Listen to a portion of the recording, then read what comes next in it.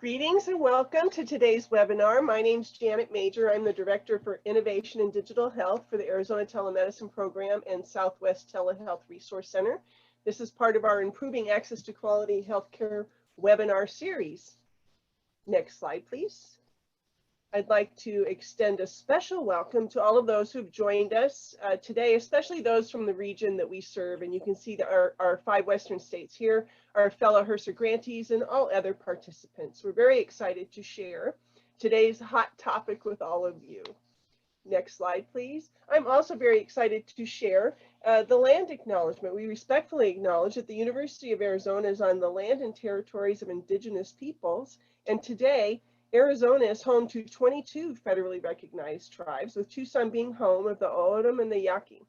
We are committed to diversity and inclusion, and the university strives to build sustainable relationships with our sovereign Native nations and indigenous communities through educational offerings, partnerships, and community service. Since 2011, the Southwest Telehealth Resource Center has partnered with our Arizona Telemedicine Program to produce this webinar series.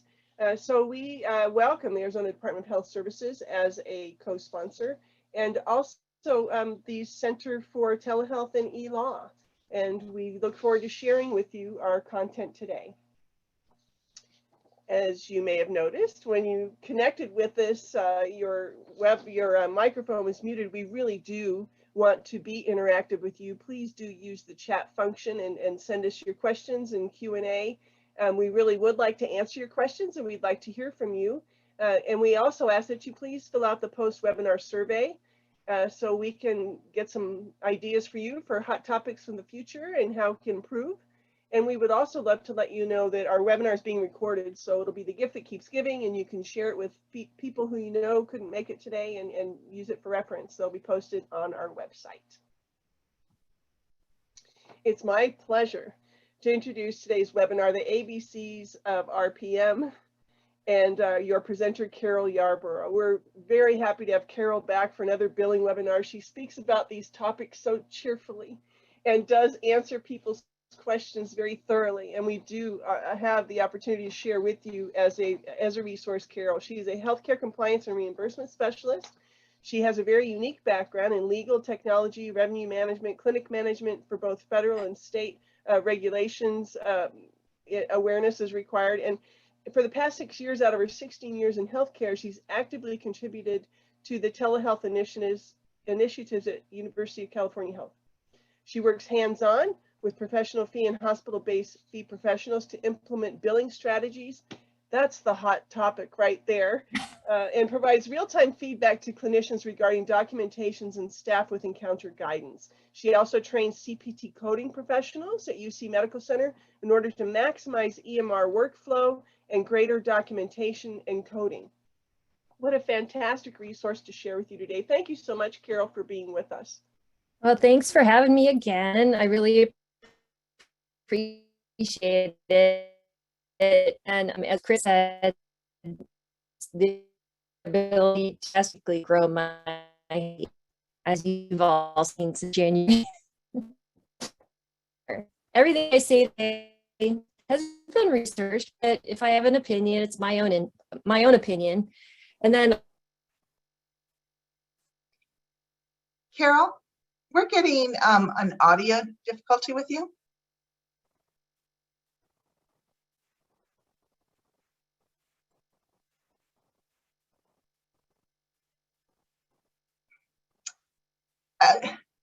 Janet, you're muted. I can't hear what you're saying. Looks like she's back. Oh, okay, thanks. Hey, Carol, do you want to turn off your video and maybe we can improve your audio that way as well? I am going to make sure that the VPN I'm on is disconnected. Here we go. Perfect. I think that'll help matters a lot. Perfect. Anyway, not only the dogs contributing, but my internet as well. All right, so learn something new. I'm going to just take you around some resources first, just to shake it up a little bit. The Southwestern Kick is an image behind me, gratis of Getty Images. I did a web search last night, and I'm like, I want to look like everyone else on the webinar. I'm going to have a pretty Southwestern picture.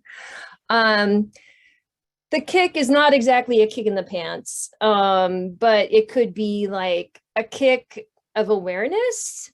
Not exactly Southwestern, but maybe even nationwide, since I'm talking about federal regulations and fee schedules. But anyway, blah, blah, blah. Questions and answers at the end. I see there are things coming in already.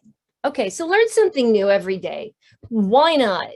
Okay, so I went to the southwesttrc.org/region page, and I've come to realize I've been awfully Arizona centric on all of my presentations.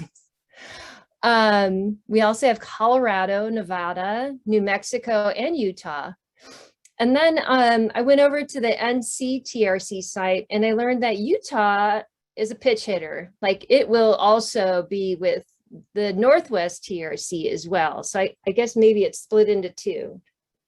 Anyway, but this is where you can go to learn about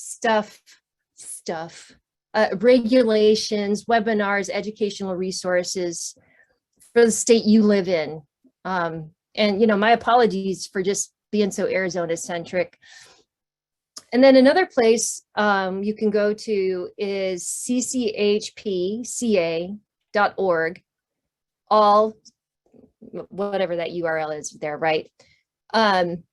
What you can do is click on that URL. We'll send the PowerPoint out, or it'll be posted later. And you can find everything about your state specifically, as well as regulations that are current for COVID-19, health emergency regulatory information, as well as the ongoing legislation that's in the hopper for the states and what has been recently passed. So it's a really great resource. I don't know how they keep it all up to date, but they do. All right. So as I was up kind of late, doing this screenshot last night. So this document, the draft Medicare physician fee schedule, where do I find it?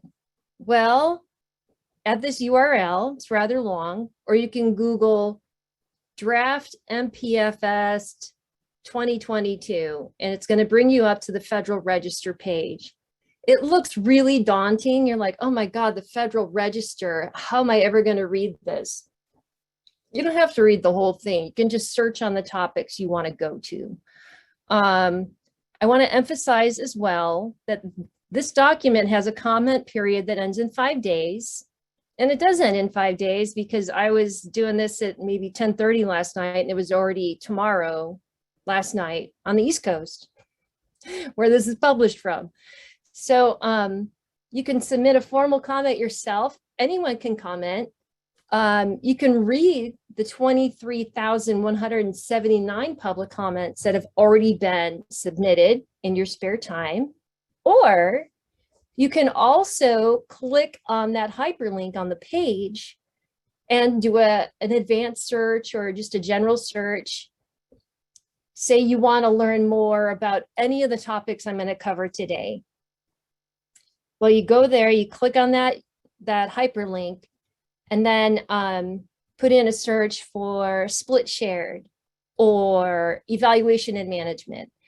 And it'll bring you to that section of the Federal Register. You don't have to read all, 1,500 pages. Somebody on a webinar recently listened to said that she and her colleague read the entire thing twice.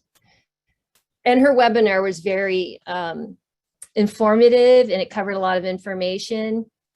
I didn't read the whole thing twice, but I hope this will be informative, and it'll lead to where you can find the information yourselves. That's what I like. Empowerment to everybody to find their own stuff. Rules. Okay. So comment period ends in 5 days. Oh yeah, and read the other comments. Like, you're thinking, what could I possibly say? I don't even know how to write a letter to CMS. I don't know how to write a letter to Chiquita Brooks LeSueur. how do I even address it? There are so many examples concerning the topics that you might be passionate about, that you can actually read those letters and paraphrase what you love, or, get inspired from what you've read.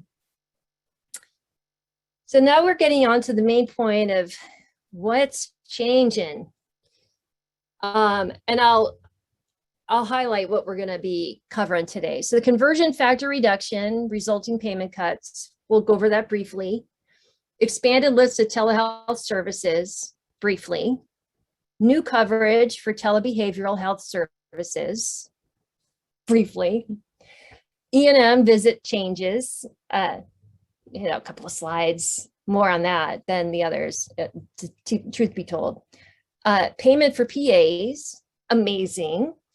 Continued implementation of appropriate use criteria. I am not going over that. I didn't know how much anything in that section would affect telehealth. I mean, it does, but not to the point where I think the majority of the people on this webinar are worried about. Changes to Medicare diabetes prevention program, briefly. New coverage for RTM services, maybe a little bit more than brief, since I've been banging my head on this since July 13th. Increased reimbursement for care management services. It's interesting. I'll go over that briefly as well. And I did copy and paste some stuff from the Federal Register in there.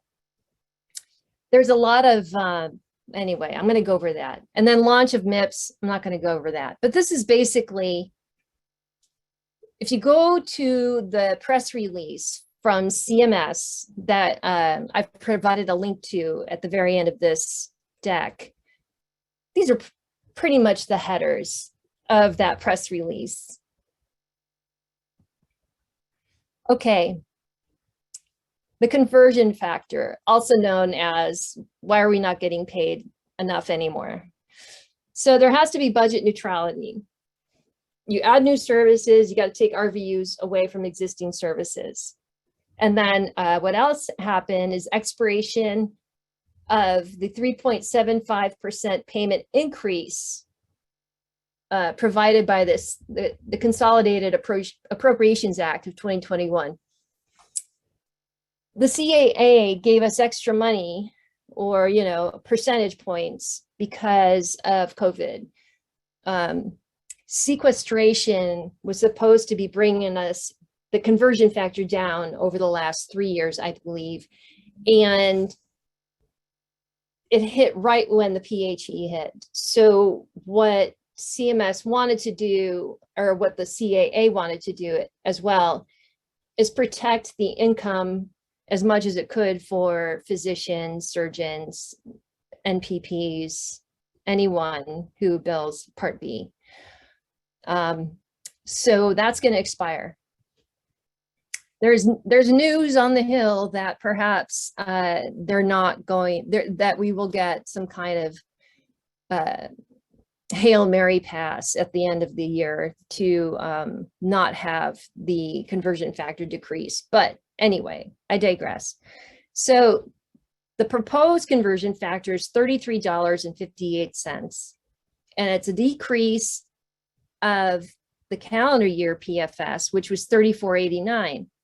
Now, we know that we were paid close to $36 per RVU this past year because of the CAA. So, they're moving dots around, they're moving cents.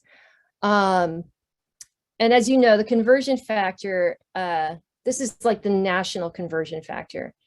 Each geographic area, and I've got some screenshots of that coming up. Each geographic area has different percentage points based upon that dollar figure. So Arizona is like slightly below. So it's like this year it's maybe $33. In California, it's slightly above because it's so expensive to live in San Francisco. So there are differences per region, and I'll show you. I think I've showed in prior webinars where you can find information on how to get your exact dollar figure to convert that. Okay, I do go on. All right. So it reflects the statutory update of 0%, an adjustment necessary to account for changes in all these proposed policies. I mean, you introduce new CPT codes, what goes up must come down, I guess, to quote a 70s song. Okay, now we're on to the expanded list of telehealth services. So post PHE, recall, we talked about this in a prior webinar, CMS beneficiary must be located in a county outside an MSA or a rural health professional shortage area. And then it takes us back to our good old website that we've ignored for a couple of years, the Telehealth Payment Eligibility Analyzer, which you type in a beneficiary's address, including zip code, and it tells you whether or not they're in or out of that coverage area. And then, of course, that address also has to be at a clinic or a hospital that also qualifies. So if the patient themselves and their home address is, I guess not in a HIPSA shortage area, but they go to the clinic, which is, doesn't make a lot of sense, but it is what it is. And we're going to be going back to that. So the expanded list for 2020 that we're keeping until 2023 are these category 3 codes. So, so this 99476 here, available up through the year in which the PHE ends. These are the category 3 codes. And this list is found when you Google CMS list of telehealth CPT codes. It's going to take you to a website and you click on it, you download the zip file, open the zip file, and there's your spreadsheet. And it already has these filters on the spreadsheet. So you can, you click on your filter and you can say, I want everything that is available through the year in which the PHE ends. Those are your category 3. So what CMS is wanting to analyze is, even though originating site is no longer the home, and it must be in one of those areas as described prior to, they want to see how much the codes are going to be used and how effective they are.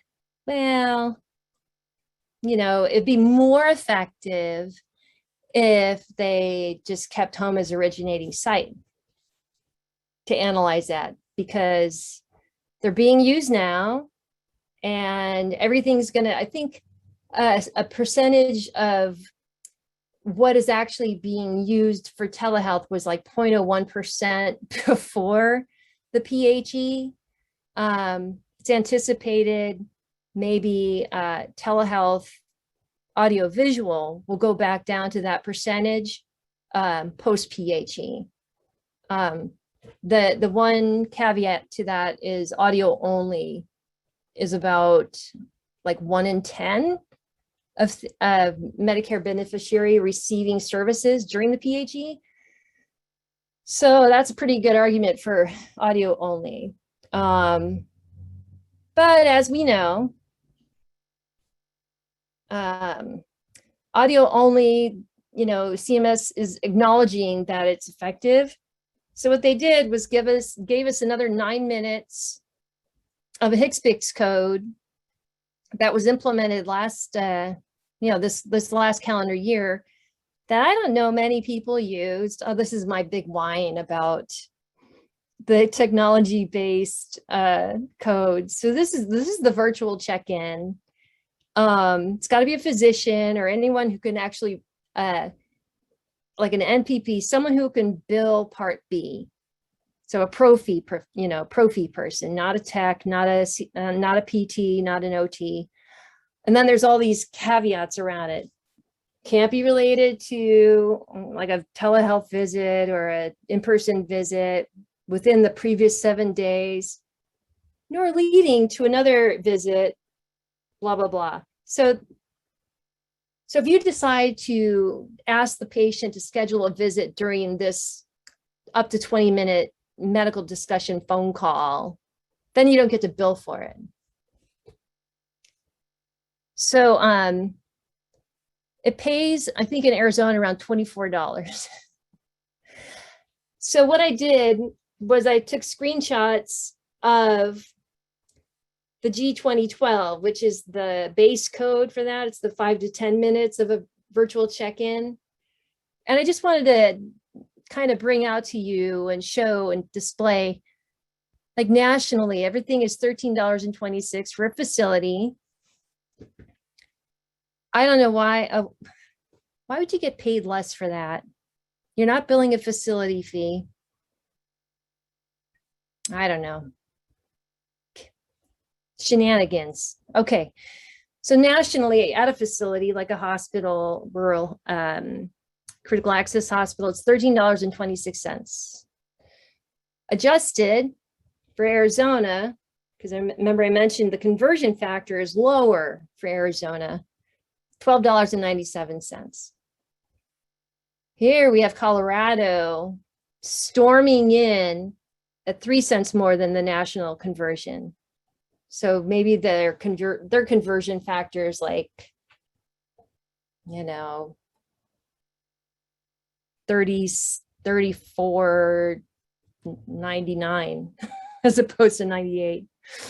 Nevada coming in a lot more at $13.50. Anyway, I put this up there just because no one is using this code. And if anyone's using the code, put it into the chat. Let's discuss at the end of the during Q&A and how and why and when it's being used. When during the PHE, we've been able to bill for audio only E&Ms when necessary, or for the telephone, right? The telephone 9944142 and 43. Utah hit 1281. Anyway, so you can see the non-facility or physician-based offices come in around $1 more per service. It just doesn't pay that much. I mean, people are thinking, well, 5 to 10 minutes, but think of all the infrastructure you need behind that, the billing, either the manual labor to make sure, like you have me, Ms. Poor Coder, I'm like, oh, there's been a virtual check-in. I need to go into the patient's chart, see how many days before the patient had come in. If I don't have it, as a built-in alert in the EHR and the billing system. And then I have to see in the note itself whether or not the patient is told to come in for a visit because X, Y, and Z. Might not always be caught by a billing system. Coders are expensive, yet necessary. Anyway, I digress. All right, telebehavioral. At least it can be audio only, post-PHE. They're going to be new modifiers. There's a new modifier. Yay, another modifier. We don't know what it is yet. Maybe it'll come out in December. It's to identify whatever behavioral health code you bill, where you're speaking to a patient audio only. And it's a certification that you're meeting the requirements for the audio only exception to audio visual. So it has to be the provider themselves has to have, two-way audio visual, but instead used audio only technology due to the beneficiary's limitations or the beneficiary's preferences. You have somebody who's an introvert, maybe they have a bad hair growth day. You don't want to be on camera that day. They're sad, they're depressed, or something else is going on. They want to talk about it, but they don't want to be on camera.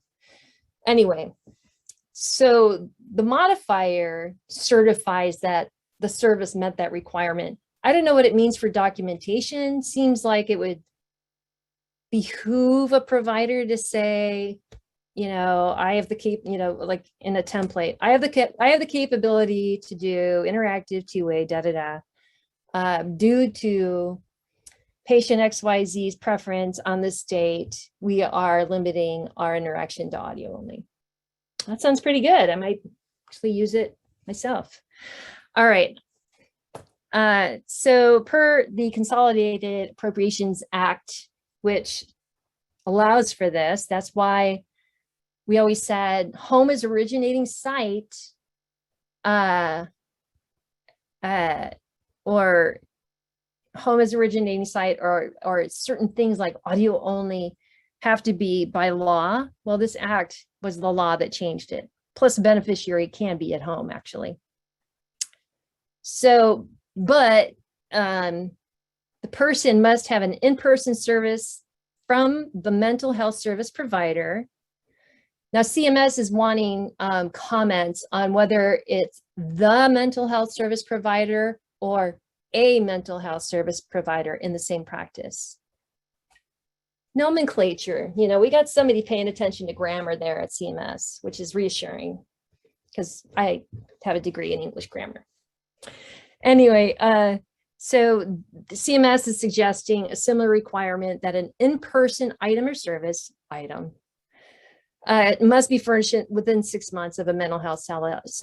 So the in-person thing, that's kind of onerous, right? Is it every 6 months? Is it once every 6 months? If you've already met that 6-month requirement for the first mental health telehealth service, does that mean you're done having to go in forever? These are the comments CMS is looking for. This is why I'm bringing it up. Because I know there's a lot of telebehavioral health people out there. Oh, look at all those comments. I'm not looking. Okay. Good news for RHCs and FQs. Can you believe it? Good news for you guys? Like, I can't believe it. So CMS wants to change it so that a telemental health visit, you can be a distance site provider after the PHE, including audio only. Great, right? Nice. Finally a bone. All right. Enough about category 3. Now we're going on to E&M clarifications. So teaching physician and primary care exception. So I know not a lot of you are in a teaching physician location, but if you are, I think there was a lot of confusion over whose time you can report, how much time to report, what time to report, when to report time, Anyway, so the guidelines, as we discussed, is the total time personally spent by the reporting practitioner or MDM. So the reporting practitioner is that person who is qualified to bill on the CMS 1500. If a resident is involved, the teaching physician can bill for the service only if they are present, right? For key or critical. So that means you can only bill for the time that the teaching physician was present during that interaction. So if so you're outpatient, I say I'm a dermatologist and my fellow goes in and it's like something real minor, like, I don't know, scar on a finger. And then the teaching physician comes in and then ends up talking to the patient for 20 minutes. So yeah, so you're going to use the time spent by that teaching physician only and not the 20 minutes or 15 minutes that the resident or fellow spent speaking to the patient as well. So you base it on that.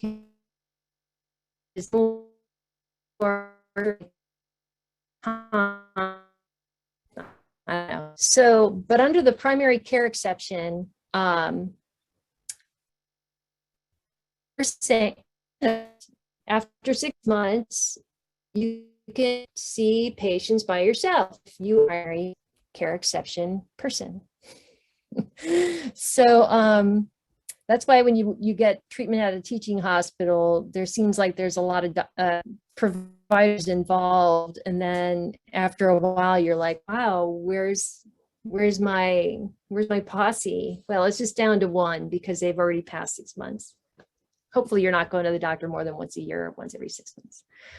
So anyway, they're saying that you can only use MDM to guard against the possibility of inappropriate coding.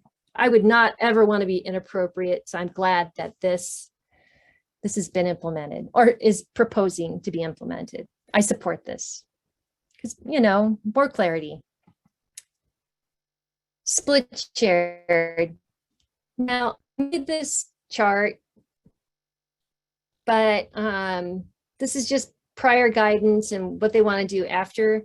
The reality is, the crux of the matter is this is kind of messy, because the whole reason of doing split shared visits, if I am a provider and I have a very busy clinic, I hire people to help me see as many patients as possible, because access for primary care or maybe a certain specialty is difficult. Like I just don't have enough time in the day. So I can split the visit with someone and bill for it.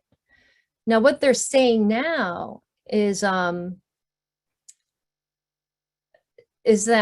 whoever spends the most time bills the visit. So, okay, they're allowing this in a SNF now. Not before it wasn't. Same group isn't defined. They're seeking comments on that. I don't like the same group thing because it's going to affect critical care. And I'm going to get into that in the next few slides. I don't like that. My opinion. Maybe other people like it. Anyway, you can take some time, look at this. I mean, medical record documentation, I believe a lot of people were being very specific about who was doing what. The crux is whoever spends the most time, whoever spends the most time with the patient is the person who signs in the documentation and submits the billing. Now, we're all going to probably think that's going to be the nurse practitioner, right? Or physician assistant.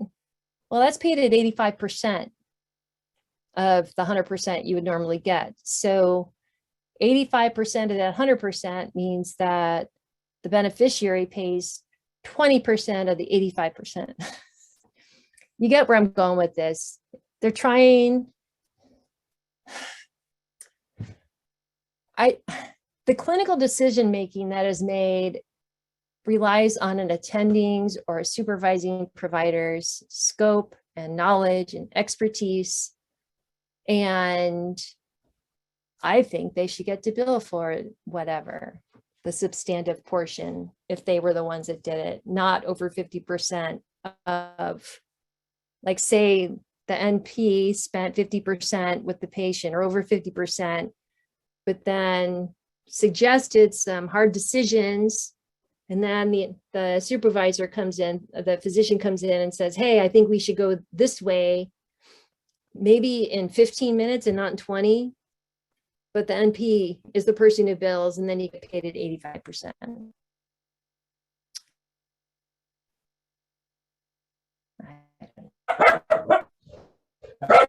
Friends having opinions. All right, critical care. I don't like this. They base it on the prefatory language as the definition of critical care visits, including bundled services. And we know what all those are, like you're inserting lines and tubes and all these things that are bundled into a critical care encounter that you can't unbundle and bill for.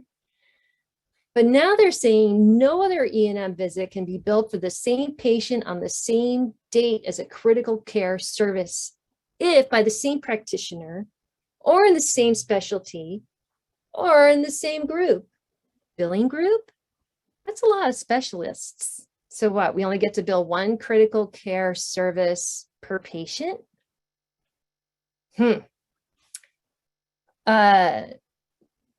It's saying allow critical care to be furnished concurrently by more than one practitioner, by more than one specialty. Okay, so they're asking for comments on whether or not, so say you've got two specialties that are in the same billing group or physician group. Little, I would comment on this if you can. And then it says it can't be reported during the same time period as a procedure with a global.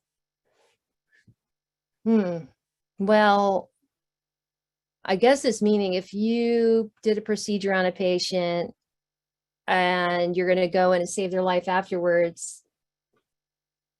But what if it's for respiratory and you did a hernia, but you're the person that did the tube insertion?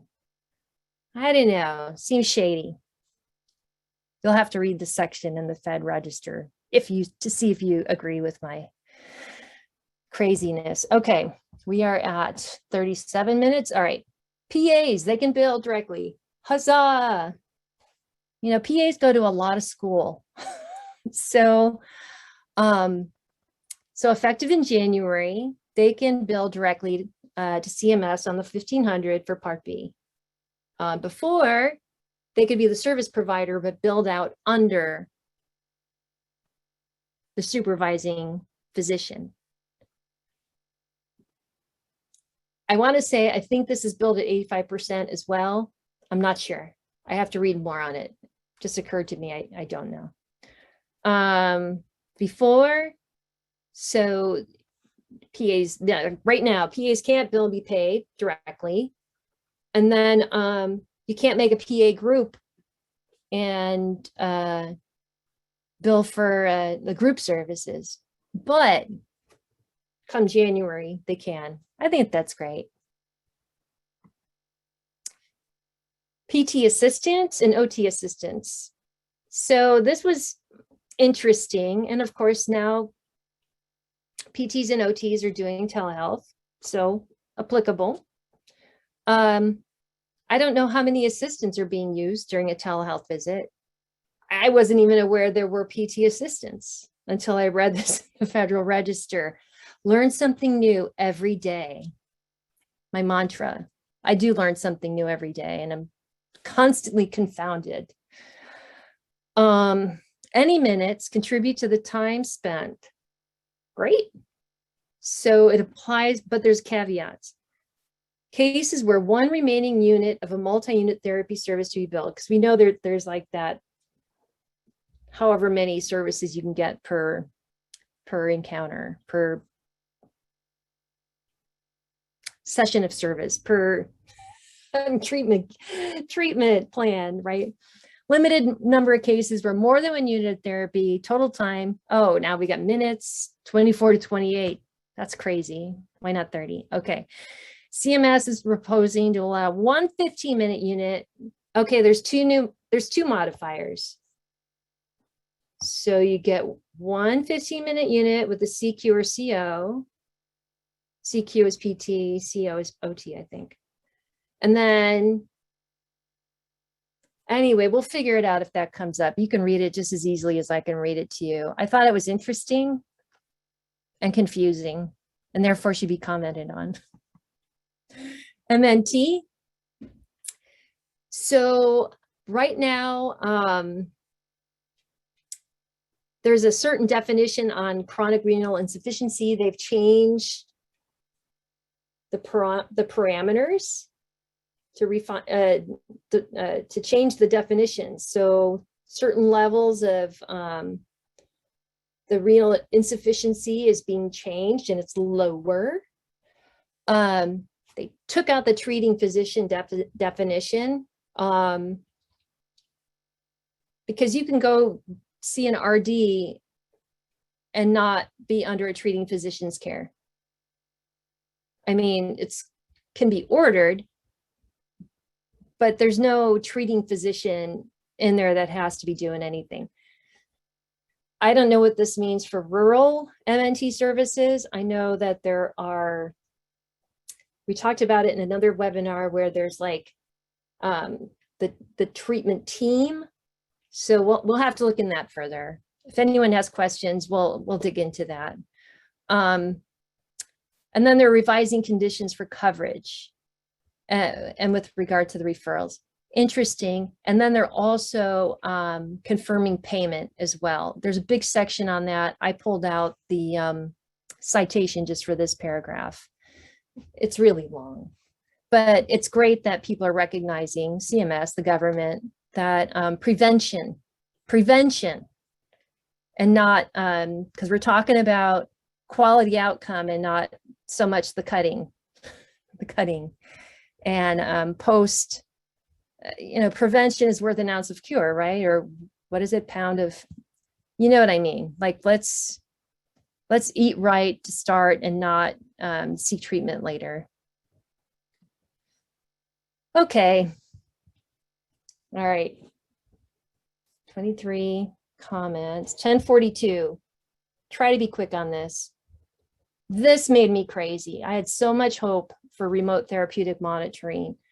On paper, you read through these definitions. This was released last week by the AMA. These are the actual numbers. It's no longer 9897X. XXX. But look what they did. They're saying respiratory, musculoskeletal. So like RPM, and I've got a chart coming up. So the very first code, you're setting the patient up. Like, hey, you're going to tell me how you feel every day by hitting a pain scale on your smartphone and transmit that. That's subjective, right? So, because this is all supposed to be about subjective or objective.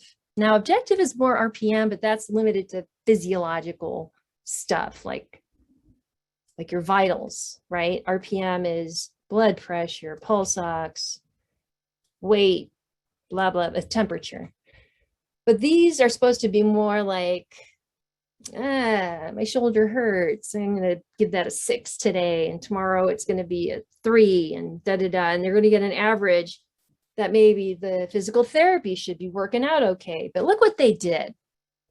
Look what they did. They put in here, and note that this is in the general medicine section of the AMA CPT book. They called out physician or other qualified healthcare professional.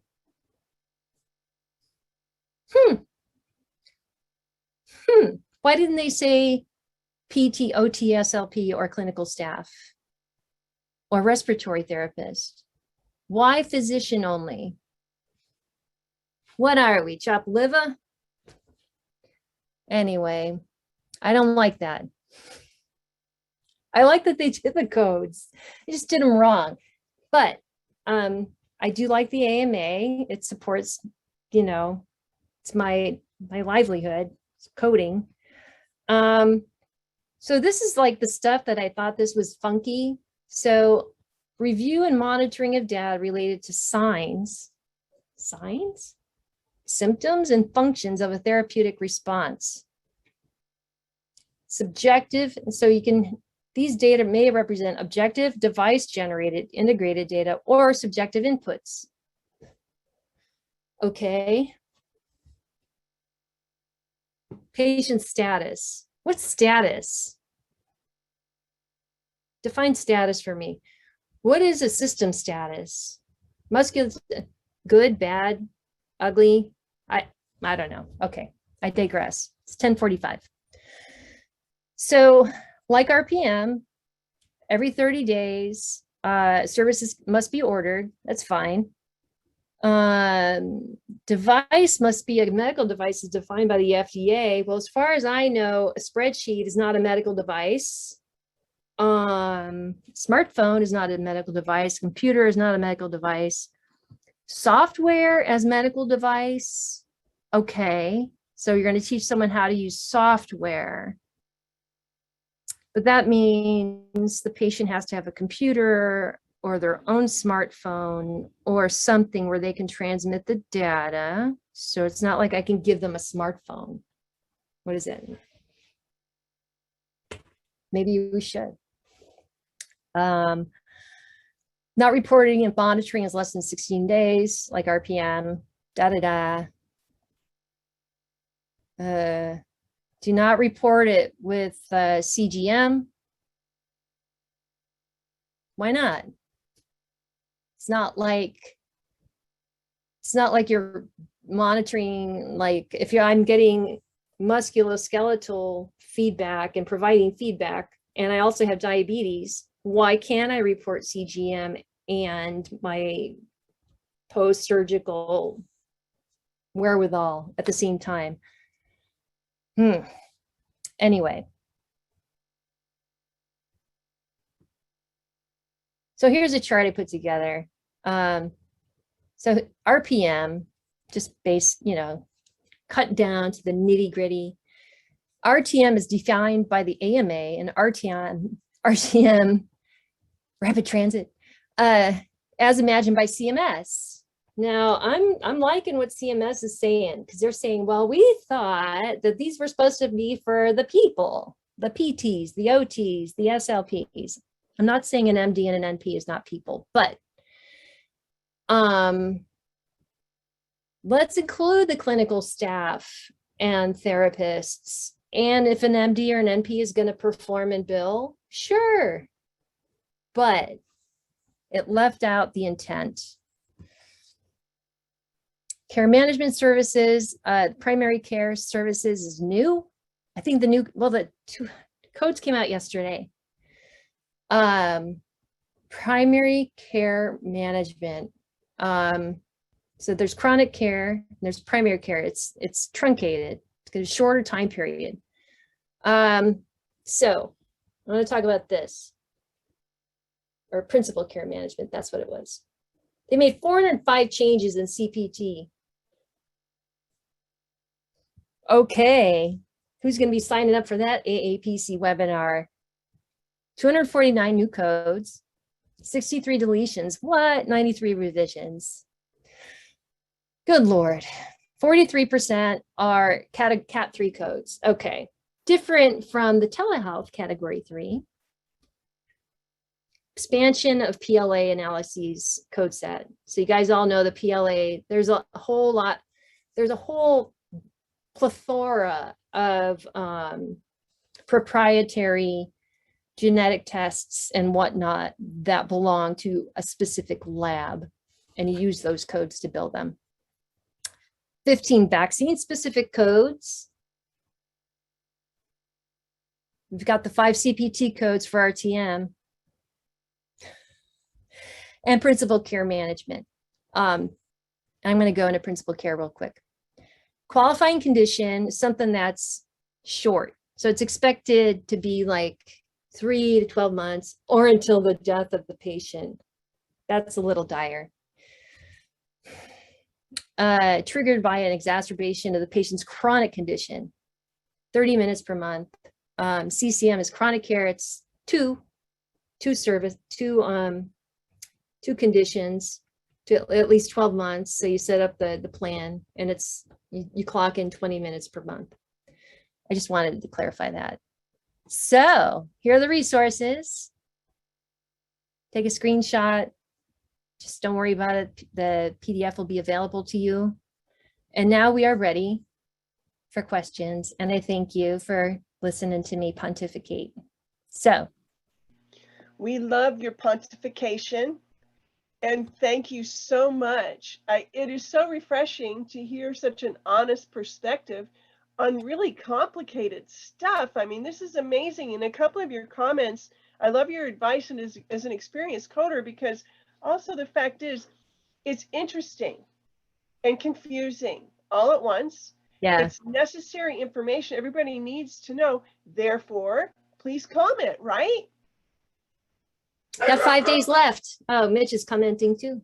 Yeah, Mitch is saying, comment, comment, step up, do your job. So we do have a couple of questions and we do have a couple of comments, and I want to start with the questions. Okay, great.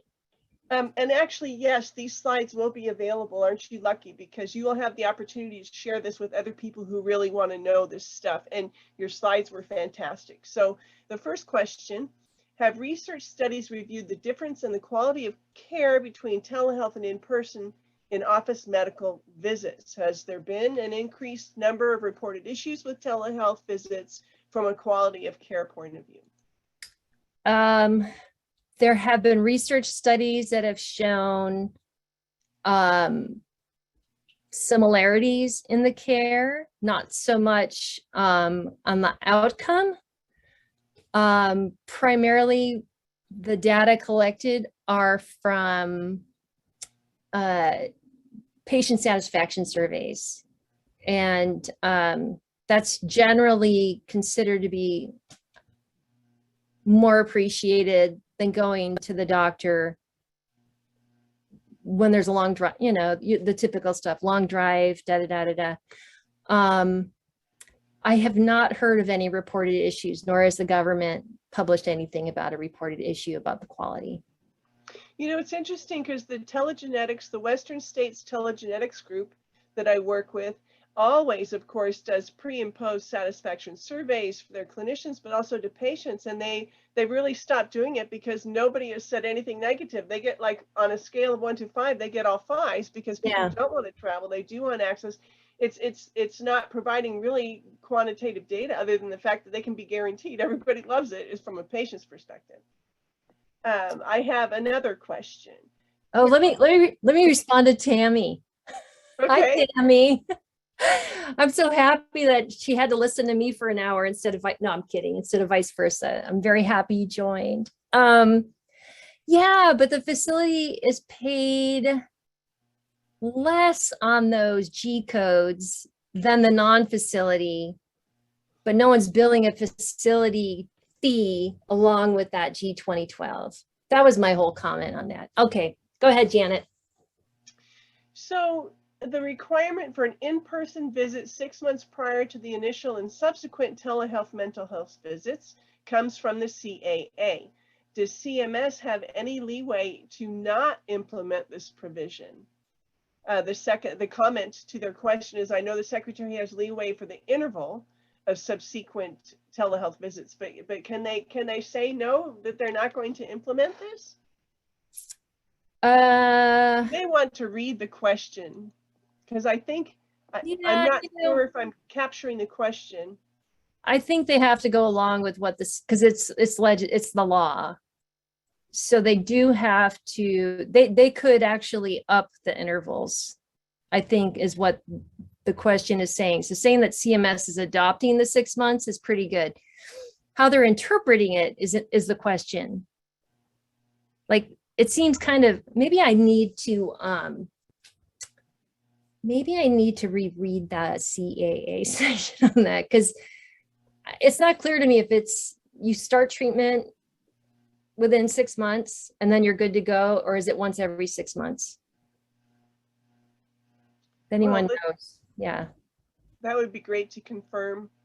Because these are so many of the questions, it's crazy. It is up to its interpretation too, right? Yes.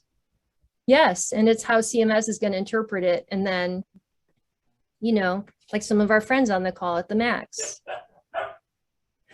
So, yeah, it's a little crazy. Here's a comment. PAs can bill with their own numbers. They just need to be part of a group or clinic, and they will get paid 85% if they bill with their own number. Thank you, Tammy. Confirm that. So anyone who's not a doctor is at 85%. Okay. The other thing that's of interest to me that you mentioned is, of course, we need to have accommodations for the patients that don't have a cell phone or an iPad or access to technology or the internet.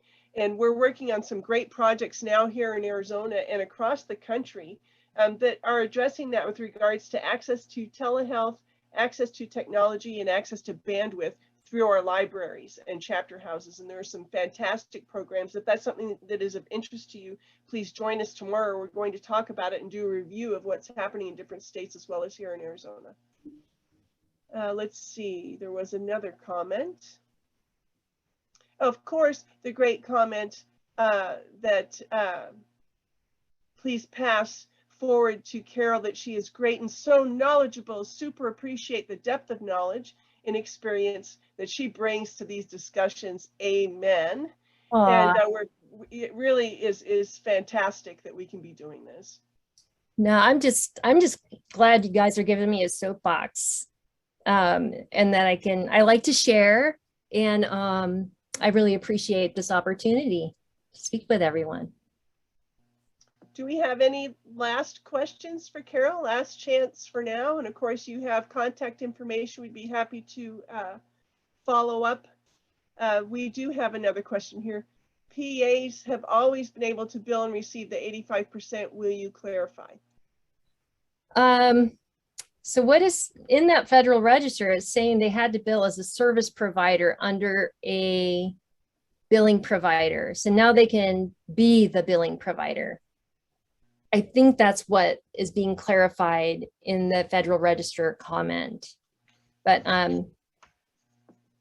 we could discuss that offline too. Anything to clarify, you know, it's a lot to take in and comment worthy.